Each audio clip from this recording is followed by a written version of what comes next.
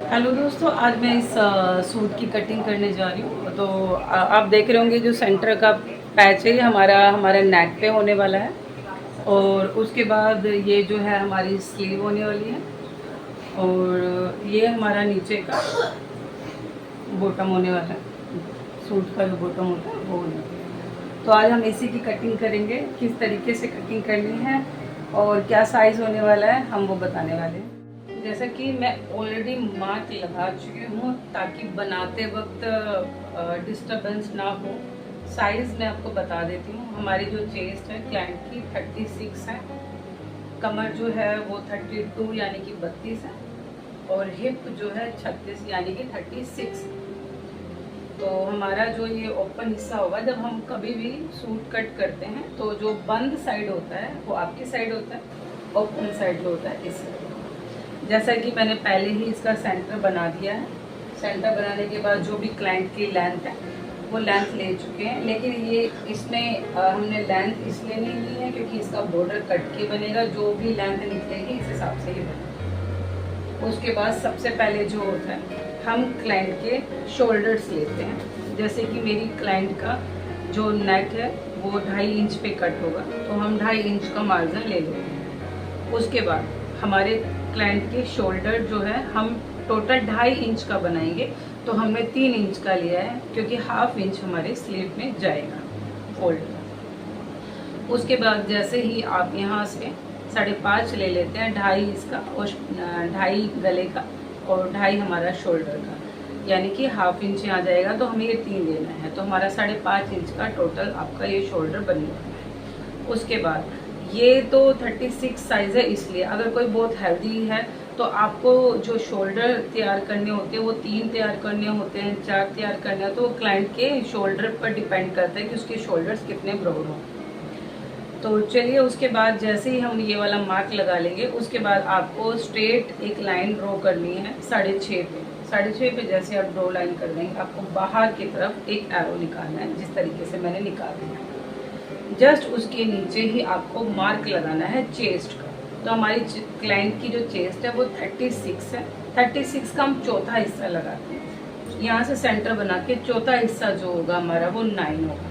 9 बनाते ही आपको नीचे एक स्ट्रेट लाइन खींचनी है, जैसे कि ये मैंने खींच दी है। उसके बाद हमारे क्लाइंट की आएगी कमर। कमर जो है हमारी क्लाइंट की 14 पर है। ये सब क्लाइंटों का अलग अलग होता है। जैसे कोई बहुत पतली क्लाइंट है तो उसकी कमर 12 पे भी हो सकती है, 13 पे भी हो सकती है। एग्जाम्पल के लिए जैसे इस टाइप से ले रही हूँ, मेरी कमर जो है 15.5 पर है। तो ऐसे ही अलग अलग कस्टमर की जो भी कमर होती है वो अलग होती है। तो इन क्लाइंट की जो कमर है वो 13.5 पर है, इसलिए मैंने इसको 14 पे लिया है, क्योंकि 1/2 इंच जो होता है हमारे शोल्डर में चला जाता है। तो हमारी जो कमर की जो कर्व आने वाली है वो 13.5 पर होने वाली है। तो जो इनकी कमर है, कमर जो इनकी है 32 है, तो 32 का चौथा हिस्सा जो होता है वो 8 होता है, जो मैं ऑलरेडी लगा चुकी हूँ। लगाने के बाद ऐसे ही हमारा हिप का साइज़ है। हिप का साइज़ भी आपको शोल्डर से देखते हुए आना है। कुछ लोगों का होता है कि वो आर्म होल के नीचे से साइज़ लेते हैं। अगर आप शोल्डर से ले रहे हैं तो आपको साइज़ लेने का तरीका इस टाइप से होगा। मेरी क्लाइंट जो है थोड़ा हाइट का इशू, जो भी मेरी जो क्लाइंट है वो 18 पर पहन रही है, ठीक है। तो उस हिसाब से यहाँ पे रख के आपको 18.5 यानी 18.5 पर उनका हिप के जो स्लीव्स ओपन है, तो हम यहाँ पे 19 लेंगे क्योंकि 1/2 इंच ऊपर चला जाएगा। यहाँ से आपको मार्क लगाना है। जैसे ही आपको मार्क लग जाएगा, एरो ऐसे बाहर आपको ज़रूर निकालना ताकि याद रहे कि ये वेस्ट का है और ये हिप का है। उसके बाद हमारे क्लाइंट के जो हिप है 36 है, 36 का चौथा हिस्सा जो होता है वो 9 हो, 9 पे हमने मार्क किया। उसके बाद आपको क्या करना है, यहाँ पे आप देखते होंगे कई बार क्लाइंट का यहाँ पे कपड़ा इकट्ठा हो जाता है, तो आपको हमेशा चेस्ट के लिए एक स्ट्रेट लाइन तो खींचनी ही है। उसके बाद जब आप इस कर्व को यहाँ पे ऐसे मिलाएंगे तो इतना मार्जिन यानी कि 2.5 इंच 2 इंच, ठीक है, ले सकते हैं। यहाँ से नीचे से करके आपको ऐसे स्ट्रेट आना है, क्योंकि हमारी जो चेस्ट होती है वो यहाँ से होती है। ये आर्म होल होता है जहाँ पर ज़्यादातर लोग गलती करते हैं, जहाँ पे कपड़ा इकट्ठा रहता है। उसके बाद आपको क्या करना है, ऐसे करने से कभी भी यहाँ पे फैब्रिक इकट्ठा नहीं रहेगा, क्योंकि क्लाइंट का जो ये पार्ट होता है ना, ये और ये दोनों ही अलग होते हैं। जब भी अगर आपकी किसी क्लाइंट के लिए इशू आता है तो आपको ये चीज़ ज़रूर, ये वाली चीज़ ज़रूर मार्जिन करनी है। जैसे मेरा 39 आ रहा है तो मेरी चेस्ट का भी इसी हिसाब से होगा। 1 इंच का फ़र्क में कोई दिक्कत नहीं आती। अगर डिफरेंस बहुत ज़्यादा है तो आपको ये चीज़ स्ट्रेट ही रखनी है।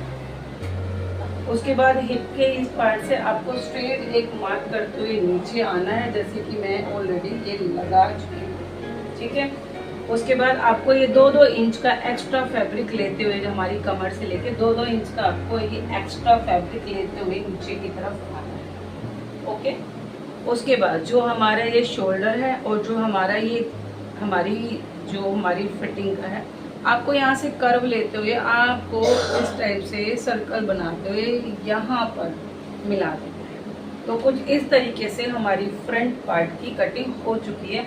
अब हम बैक की कटिंग कैसे करते हैं, चलिए वो बताते हैं।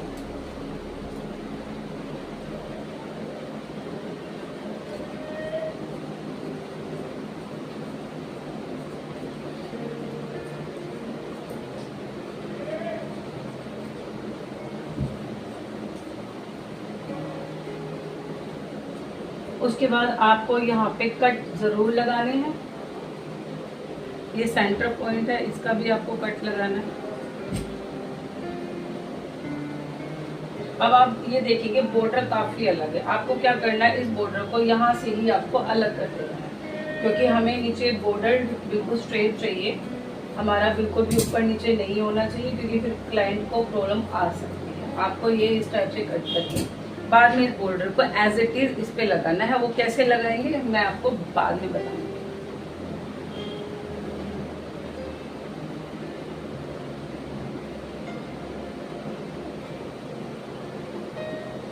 इस टाइप से कटिंग हो चुकी है।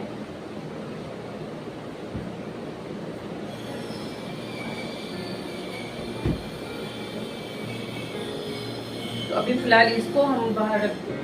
अब हम इसके बैक के पल्ले पे आते हैं। ये हमारा बैक का पल्ला है, ठीक है जी। इसके स्लीव हम वैसे ही, जैसे ये जो स्लीव पार्ट है हम इसको अलग कर लेते हैं। हमारा इसका अभी फिलहाल कोई यूज नहीं है। आप इसको स्ट्रेट जैसे इस पे मार्क है उसी हिसाब से इसको काटते हुए, ये भी हमारे जो स्लीव का पार्ट है हमने इसको अलग रखें। आपको क्या करना है, इसका सेंटर बनाना है, ठीक है। फ्रंट के पार्ट में ऐसा कुछ नहीं था कि हमें इसका स्ट्रेट बनाना, मतलब फ्रंट वाले पार्ट में ऐसा कुछ नहीं था कि इसका सेंटर बनाना है। हमने नेक के हिसाब से जो ऊपर का बॉर्डर था हमने उस हिसाब से सेंटर बनाया। अब हम जो सेंटर बनाने वाले हैं वो इसके हिसाब से बनाने वाले हैं। आपको ये इस टाइप से रखना है।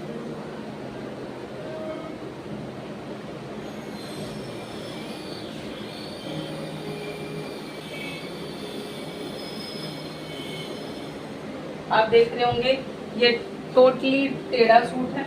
ये देखिए कहीं से भी इसको बिछा लें, यहाँ से भी बॉर्डर अलग जा रहा है, यहाँ से भी अलग जा रहा है। अगर मैं अब इसको इस टाइप से करूँगी तो ये नीचे से ऊपर हो जाएगा इस टाइप से। ये देखिए ये बॉर्डर काफ़ी अलग जा रहा है, मतलब इतना डिफरेंस आ रहा है, 1 फिंगर का डिफरेंस आ रहा है। तो हम इससे बेटर है कि हम इसका जो ये बॉर्डर है इसको पहले ही निकाल दें, क्योंकि इसकी वजह से आप लोग कंफ्यूज हो जाएंगे। आपको लगेगा कि बार बार सेम प्रॉब्लम आ रही है। तो आप भी जब भी आप इस टाइप के सूट आए आप इस बॉर्डर को अलग ही कर लो। ये बॉर्डर मैंने अलग रख दिया। उसके बाद अब मैं ये सूट कट करने जा रही हूँ, ठीक है। तो अब आप जिस तरीके से रखना चाहे, चाहे यहाँ से इस टाइप से, ये आपका ये होगा, ठीक है। देख रहे होगे अब मैंने इसका सेंटर बना लिया।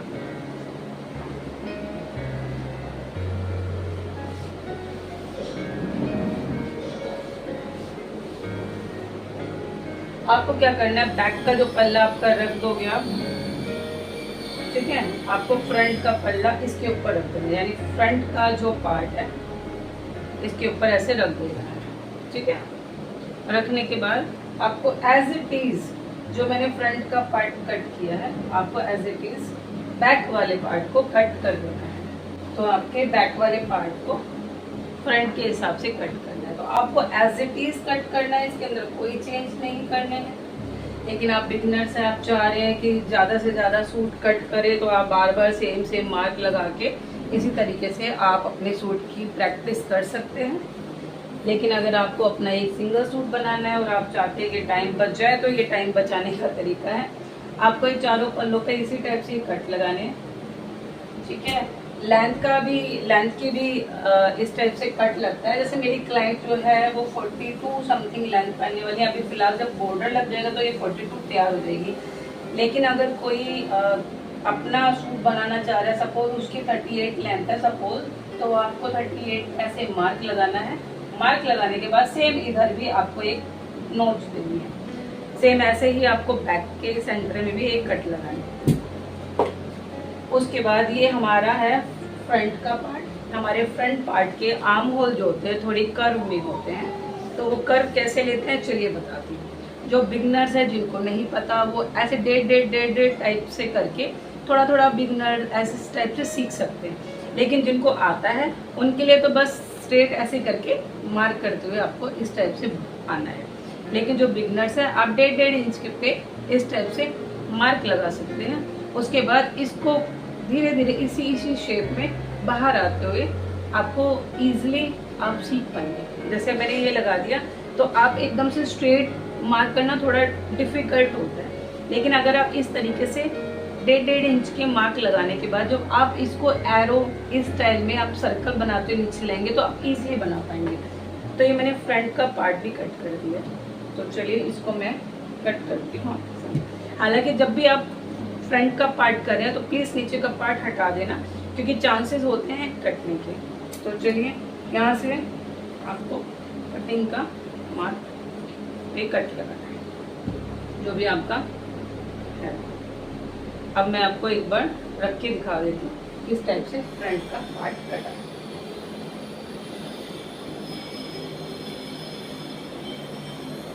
ठीक है, ये इस टाइप से होगा।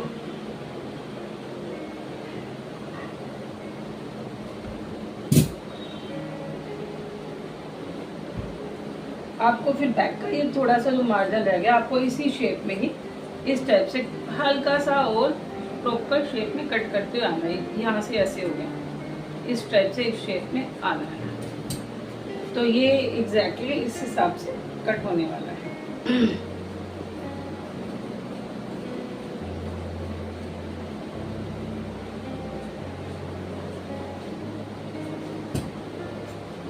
तो गाइज ये मैंने फ्रंट और बैक का सिंपल सूट का पार्ट कट कर दिए हैं। अब मैं आपको स्लीव किस तरीके से कटेगी वो बताती हूँ। जैसे कि स्टार्टिंग में आपने देखा था, ये मेरी स्लीव थी जो पहले से ही कट हो रखी है ऑलरेडी। ठीक है, तो आपको क्या करना है, इस टाइप की जो स्लीव्स होती है नॉर्मली क्या होता है, क्लाइंट के जो बाइसेप्स होते हैं हम इसी हिसाब से इसको इस टाइप से लगाएंगे। जो भी अब जॉइंट आएगा वो नीचे की साइड रह जाएगा। जैसे मेरी क्लाइंट जो थोड़ी स्लिम है, उनके हाथ ज़्यादा हैवी नहीं है, तो इसी के अंदर फैब्रिक कवर हो जाएगा। तो आपको क्या करना है, यही वाला फैब्रिक आपको ऐसे रखना है। मेरी क्लाइंट की जो स्लीव है, इनके बॉर्डर आप चाहें तो इसके बॉर्डर आप स्ट्रेट सेम रख सकते हैं। आप चेक करेंगे इसके बॉर्डर सेम आएंगे। ठीक है जी, आपको यहाँ से लेना है। स्लीव की जो लंबाई है वो 13 है, तो मैंने यहाँ पे 13 ले ली है, 13.5 ले ली है। ठीक है, उसके बाद आपको कट लगाना है यहाँ।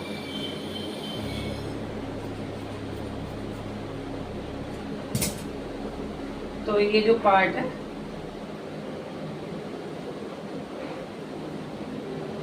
आपको क्या करना है, इस टाइप से ये आपका ये पार्ट हो गया। ऐसे ही आपको दूसरे वाले पार्ट को सेम एज इट इज यहाँ रखना है। जैसे कि आप देखिए, आपको यहाँ से इसमें कट लगा देना है, एक पार्ट में आपको कट लगा देना है। ठीक है, और यहाँ पे जब आप स्टिचिंग करेंगे तो यहाँ पे एक जॉइंट लग जाएगा। जो जॉइंट क्लाइंट के यहाँ पे लास्ट में होगा, जो दिखाई नहीं देता, चाहे आपके बाइसेप्स 8 ही क्यों ना हो, ये जोड़ नहीं दिखाई देता। उसके बाद सेम आपको जो मेरे क्लाइंट की बाजू की मैंने लंबाई बताई थी, आपको 13 है तो हमने 13.5 लिया है, और ये फोल्ड में चला जाएगा। उसके बाद ये 1/2 इंच यहाँ जाएगा, तो हम इसके ऊपर थोड़ा सा फैब्रिक रख लेते हैं। उसके बाद ये हमारा जो है वो 9 होना चाहिए, तो हम यहाँ पे इसको 9 कर लेंगे। ठीक है,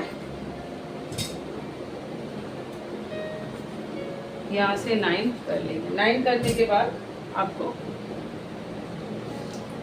यहाँ से 3 इंच नीचे आना है आपको यहाँ पे। और आपकी जो मेरे जो क्लाइंट की जो मोहरी है यहाँ से जो फिटिंग है, मैं एक बार चेक कर लेती हूँ, आई थिंक 12 है, तो वो यहाँ पे ही उनकी फिटिंग आ रही है। और जो यहाँ पे मोहरी की जो फिटिंग है उनकी वो 11.5 है। आपको यहाँ से एक स्ट्रेट लाइन इस टाइप से ड्रॉ करनी है। ये जो एक्स्ट्रा मार्जिन है यहाँ से आपको कट कर देना है, इसकी हमें ज़रूरत नहीं है, ठीक है। यहाँ से भी आपको स्ट्रेट। उसके बाद ये जो हमने 3 इंच का मार्क लगाया, आपको यहाँ से आते हुए इस टाइप से शेप में लाके आपको इस टाइप से बाहर जाना है, ठीक है। इस टाइप से आपको बाहर जाना है, ओके। आपकी जो फिटिंग होगी, एक्चुअली आजकल आप देख रहे होंगे पहले से ही है कि सबकी स्लीव का तरीका अलग होता है, लेकिन मैं जो जिस तरीके से स्लीव लगाना सिखाती हूँ उससे कभी भी किसी भी तरीके की प्रॉब्लम नहीं है। मैं सिर्फ इसको इतनी ही शेप देती हूँ, जितनी भी कर्व देनी होती है मैं फ्रंट के पार्ट के आर्म होल में दे चुकी होती है। इसके अलावा आपको और कटिंग नहीं करनी होती है। अगर आप चाहते हैं कि आपको इस टाइप से कटिंग करनी है तो आप ये कटिंग भी कर सकते हैं, इट्स योर चॉइस। लेकिन अगर आप इसी तरीके से ही स्लीव चढ़ाएंगे तो मेरा इतने सालों का एक्सपीरियंस है, मेरे क्लाइंट की कभी भी स्लीव में कंप्लेंट नहीं आई, किसी चीज़ में कंप्लेंट नहीं आई। तो आप इसी तरीके से एक बार बना के देखना, लेकिन आपको सूट का जो फ्रंट पार्ट है उसके अंदर कर्व ज़रूर अच्छे से देनी है, तो ही ये चीज़ उस पर सूट सेट होगी, तो ही उस पर बन पाएगी। तो ऐसे ही हमारा सेकंड वाली स्लीव भी कट होगी।